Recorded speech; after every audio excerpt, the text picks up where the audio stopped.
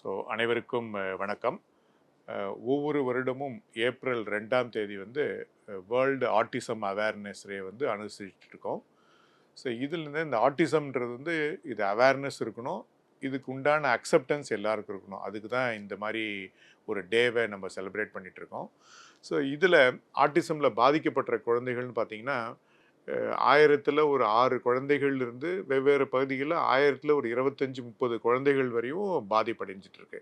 So உலக அளவில் இந்த ஆட்டிசமில் பாதிக்கப்பட்ட குழந்தைகள் கூட்டிகிட்டே இருக்கு.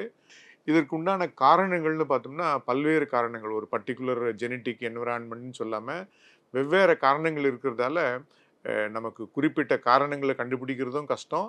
ப்ளஸ் இந்த ஆட்டிசம் இருக்கா இல்லையா அப்படிங்கிறத மற்ற வியாதிகள் மாதிரி நம்ம வந்து ஒரு டெஸ்ட் பண்ணிலாம் கண்டுபிடிக்க முடியாது. சொல்லப்போனால் ஆட்டிசம்ன்றது ஒரு வியாதி இல்லை, ஒரு டிஸார்டர் தான்.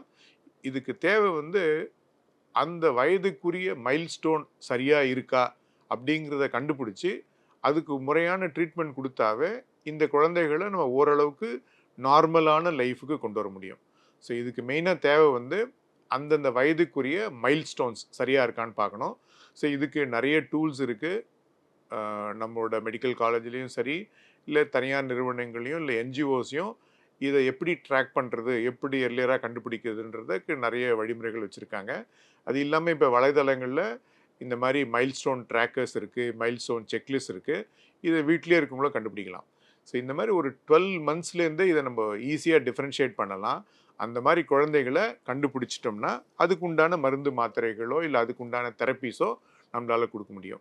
ஸோ பொதுவாக இந்த குழந்தைகள் வந்து we call them, they behave little differently, they communicate differently, they interact differently and they learn differently. So இந்த ஒரு மற்ற குழந்தைகள்லேருந்து ஒரு மாறுபட்டு அவங்க எப்படி பேசுறது, எப்படி கம்யூனிகேட் பண்ணுறன்றது இருக்கும். அதே மாதிரி இதனோட சிவியாரிட்டியும் மாறுபடும். சில குழந்தைகள் வந்து டோட்டலாக நான் வெர்பலாக இருக்கும், பேசாமல் இருக்கும். இல்லை சில குழந்தைகள் தொடர்ந்து அதிகமாக பேசக்கூடிய நிலைமை இருக்கும். ஸோ இந்த ஒரு வைடு வேரியேஷன்ஸ் இருக்கும். ஸோ முதல் சைன்ஸ் அண்ட் சிம்டம்ஸ் என்ன பார்த்தீங்கன்னா, அந்த ஐ கான்டாக்ட் இருக்காது.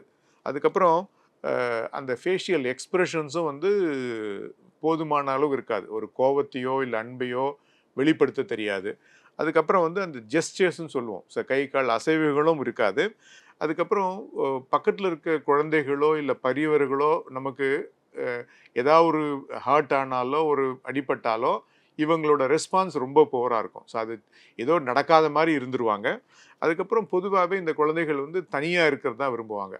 ஸோ இந்த மாதிரி நிறைய சைன்ஸ் அண்ட் சிம்டம்ஸை அந்த குடும்பத்தில் இருக்கவங்களே நம்ம அந்த மைல்ஸ்டோனை மேட்ச் பண்ணி பார்த்தோம்னா வித்தியாசப்படுதுன்றது நம்ம கண்டுபிடிக்கலாம்.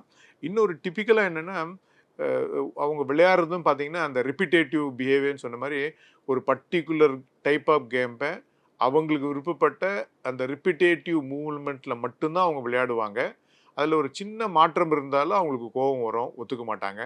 சரி, அதே மாதிரி சில ரிப்பிட்டேட்டிவ் பிஹேவியர்ஸ், கை தட்டிட்டு இருக்குது, சுற்றிட்டு இருக்கிறது, அந்த மாதிரி பிஹேவியர்ஸும் தொடர்ந்து இருக்கும். சம்டைம்ஸ் ஒரு அன்யூஷுவல் ரியாக்ஷன் சொல்லுவோம். அதாவது சவுண்டுக்கோ இல்லை ஸ்மெல்லுக்கோ நம்ம வழக்கமாக பண்ணுற நபர்கள் விட வித்தியாசமான முறையில் இல்லை அதிகபட்சமான முறையில் ரெஸ்பான்ஸ் பண்ணுவாங்க. இந்த மாதிரி வேரிய சிம்டம்ஸ் இருக்குது. இது எர்லியராக கண்டுபிடிச்சோம்னா இதுக்கு உண்டான தெரப்பி வந்து நிறைய இருக்குது. அந்த தெரப்பி கொடுத்து நம்மளால் சரி பண்ண முடியும். அப்படி இல்லைன்ற பட்சத்தில் இவங்க அடலசன்ட் ஆகி அடல்ட் ஆகும்போது ஏற்கனவே இருக்க பிரச்சனைகளால் இந்த குழந்தைகளால் படிப்பில் போத அளவுக்கு இன்வால்மெண்ட் இருக்காது. அடலசன்ஸ் ஆகும்போது அவங்களோட ஃப்ரெண்ட்ஷிப் டெவலப்மெண்ட்டு இல்லை மெயின்டெனன்ஸும் கண்டிப்பாக சேலஞ்சாக இருக்கும்.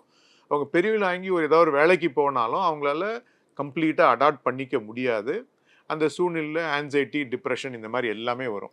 ஸோ இதை அவாய்ட் பண்ணுறதுக்கு ஒரே வழி, ஏற்கனவே சொன்ன மாதிரி இந்த மைல் ஸ்டோன்ஸை பேஸ் பண்ணி உடனுக்குடன் எவ்வளோ எர்லியராக கண்டுபிடிக்க முடியுமோ அப்படி கண்டுபிடிச்சோம்னா அதுக்கு உண்டான தெரப்பீஸை கொடுக்கலாம். கன்வீனியன்ஸுக்கு என்ன சொல்லுவோம்னா, behavioural therapy, developmental therapy, educational therapy, social relationship, அதுக்கப்புறம் pharmacological, psychological and complementary therapy நிறைய இருக்குது.